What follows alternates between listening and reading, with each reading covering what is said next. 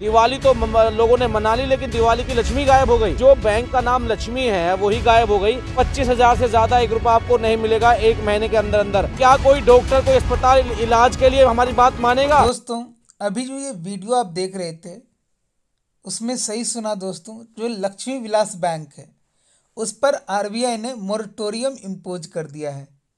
दोस्तों, पहले पीएमसी, फिर यस बैंक और अब लक्ष्मी विलास बैंक। 2020 सच में बैंकों के लिए भी अच्छा नहीं है।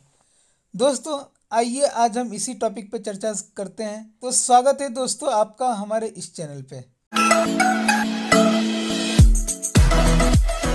दोस्तों, टॉपिक शुरू करने से पहले मैं आपको बता दूं कि हमारी चैनल पे एक गिव अवे चल रहा है। पार्टिसिपेट करने के लिए आपको बस चैनल सब्सक्राइब कर लेना है और वेट करना है 3000 सब्सक्राइबर पूरे होने का। जब 3000 सब्सक्राइबर पूरे हो जाएंगे तो विनर का अनाउंसमेंट किया जाएगा। तो दोस्तों, आइए अब टॉपिक आगे बढ़ाते हैं। दोस्तों, सेंटर ने, या आप कह सकते हैं रिजर्व बैंक ऑफ इंडिया ने, लक्ष्मी विलास बैंक को अंडर मोरेटोरियम रख लिया है और जो विड्रॉल लिमिट है वो 25,000 की फिक्स की है 1 महीने के लिए टिल 16 दिसंबर। तो दोस्तों, 1 महीने के लिए आप 25,000 से ज़्यादा किसी भी अकाउंट से, चाहे वो सेविंग अकाउंट हो या करंट अकाउंट हो, उससे आप नहीं निकाल सकते अगर आपका अकाउंट लक्ष्मी विलास बैंक में है। और अगर आपका कोई ट्रांजैक्शन है, मतलब जैसे शादी है, कोई हेल्थ इशू है, तो एक्सपेंडिचर है, उसके लिए आपको 50,000 रुपये पर मंथ की इसमें लिमिट फिक्स की गई है। दोस्तों, आइए जानते हैं लक्ष्मी विलास बैंक की हिस्ट्री क्या है। ये बैंकिंग और फाइनेंशियल सर्विसेज में डील करती थी। 1926 में फाउंड हुई थी, मतलब ऑलमोस्ट 94 साल हो चुके हैं। उसके बाद ये चेन्नई तमिलनाडु बेस्ड बैंक है और ये ऑल ओवर इंडिया सर्व करती थी। इसके 563 ब्रांचेस के नेटवर्क हैं ऑल ओवर इंडिया में, और डिपॉजिट जो है वो 20,973 करोड़ की है आज के डेट में।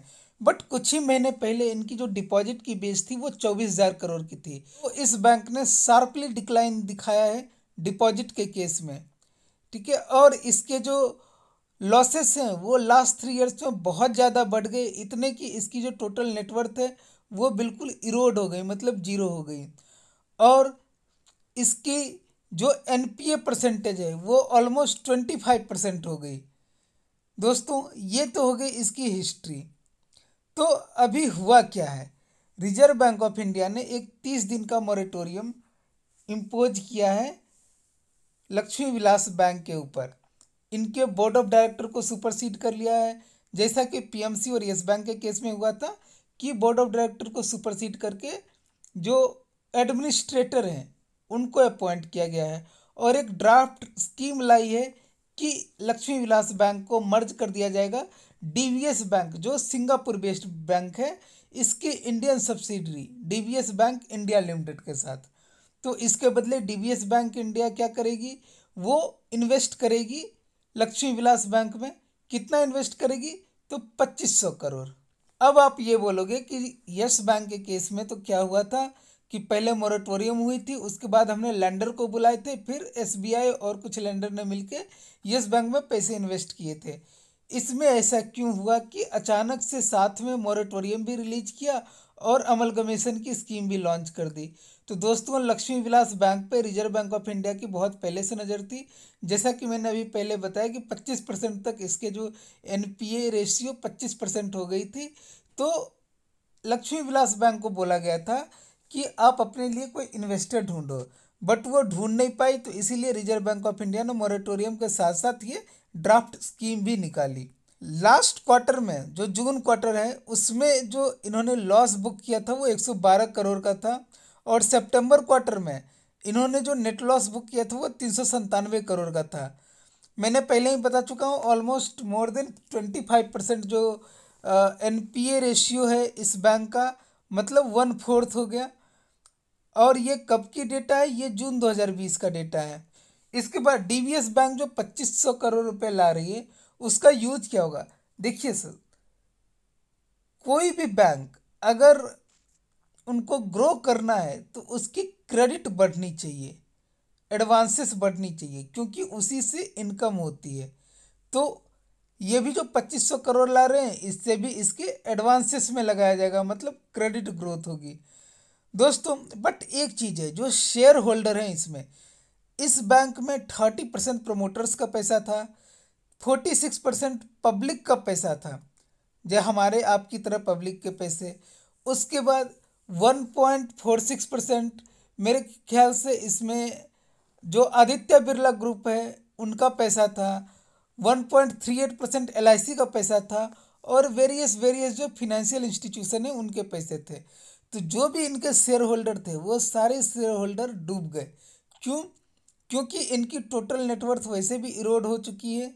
और दूसरा, RBI ने ड्राफ्ट प्लान में ये बताया कि the entire amount of the paid up share capital and reserves surplus including the balance in share security premium of the transferor bank, मतलब Lakshmi Vilas Bank, shall stand written off, मतलब उसका value zero कर दिया जाएगा। तो इसका मतलब जितने भी स्टॉक मार्केट में जिन्होंने लक्ष्मी विलास बैंक में पैसे लगाए थे सबके पैसे डूब गए। और इसको जल्द ही जितने भी स्टॉक एक्सचेंज है वहाँ से डीलिस्ट कर दिया जाएगा। तो दोस्तों ये एक बुरी खबर है जितने भी इन्वेस्टर हैं उनके लिए। दोस्तों ये तो पूरी जो डिटेल स्टडी थी हमारी लक्ष्मी विलास बैंक और DBS बैंक के बीच में। आइए दोस्तों अब इसका हम देखते हैं कि शेयर प्राइस आज के डेट में क्या चल रहा है। दोस्तों ये लक्ष्मी विलास बैंक का शेयर प्राइस देखिए, ये आज का है 19.94%। यहाँ सर्किट भी लग गई होगी, जो लोअर ब्रेक सर्किट होती है 100% लग गई होगी, नहीं तो इससे भी कम हो जाती। आज 12 रुपये 45 पे ट्रेड हो रहा है। 5 दिन की अगर इसकी मैं हिस्ट्री देखूं तो ये ऑलमोस्ट 16 रुपये पे ट्रेड हो रहा था, आज ये 12 रुपये पे ये ट्रेड हो रहा है। अगर 1 महीने की हिस्ट्री देखूं तो ये ऑलमोस्ट 17 रुपये पे था। और 6 महीने की हिस्ट्री देखूं तो 6 महीने में आपका लॉकडाउन का पीरियड भी आ जाता है, उसके बाद ये ऑलमोस्ट 25 रुपये तक में भी ये टच किया था, और आज ये 12 रुपये पे है। और कल जैसे ही मार्केट खुलेगी ये और भी डाउन जाएगा। तो दोस्तों अगर आपके पास ये शेयर है तो जितनी जल्दी हो इसको बेच दीजिए, क्योंकि इसमें अब कोई वैल्यू बची नहीं है। तो दोस्तों आज के लिए बस इतना ही, मिलते हैं फिर से आपसे एक नए वीडियो के साथ। अगर आपको ये वीडियो पसंद आई है तो इस वीडियो को लाइक कीजिए, शेयर कीजिए, सब्सक्राइब कीजिए चैनल को, और कोई क्वेश्चन है तो कमेंट सेक्शन में पूछिए।